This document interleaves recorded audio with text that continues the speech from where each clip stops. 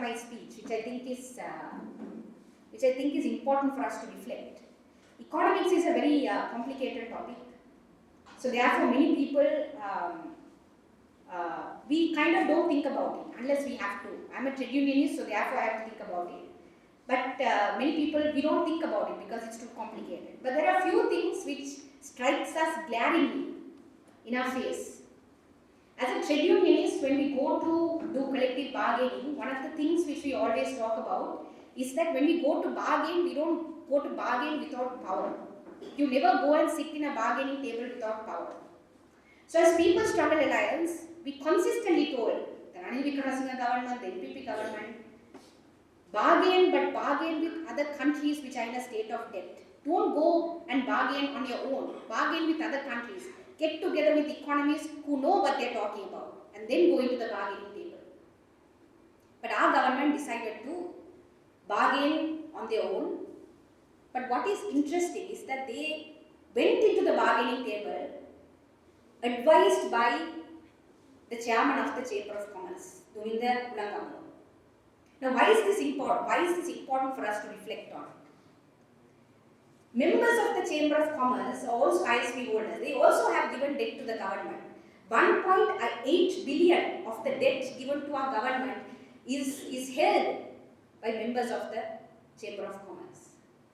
So when that sat on the bargaining table, so on one side we have the Sri Lankan government with the Chamber of Commerce advising the Sri Lankan government, and on the other side we have the international creditors.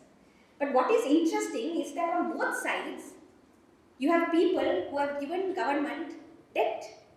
On both sides, we have creditors. So it's like creditors spoke to each other and came up with this debt renegotiation package or this debt sustainability analysis for us. Creditors sat on both sides of the table and said, this is what we can give Sri Lanka, we're very sorry, we can't give more than that.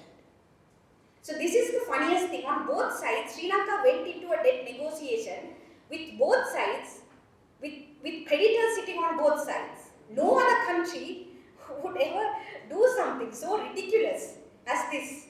But that is what the Ranil Wickremesinghe government did. And that is what the NPP has rushed into and now has agreed upon. And not only that, the NPP government has made the Chamber of Commerce chairperson one of their key advisors to the government, and that is exactly why they cannot and they do not want to come out of this debt restructuring agreement which Ranil Wickremesinghe government has entered into. So I think this is one of the biggest betrayal of the people. I mean, Ranil Wickremesinghe was an unmandated president. He can do whatever he wants because he only acted in his interest and the interest of his friends.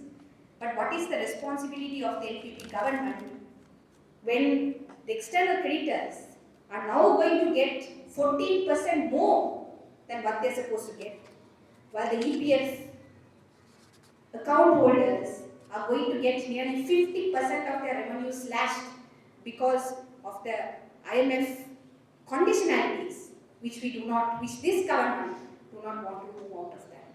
We need to reflect on that. We need to reflect on that as people who are members of the civil society, as trade unionists, as political activists, as people of this country.